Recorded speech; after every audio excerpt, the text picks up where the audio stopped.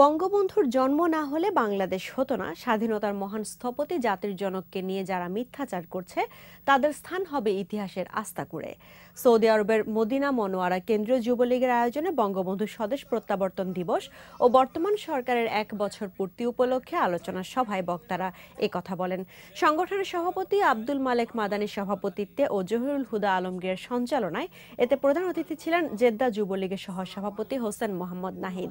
বক্তব্য রাখেন মুজিবুর রহমান, জিল্লুর রহমান, শাহিন সহ আরো অনেকে।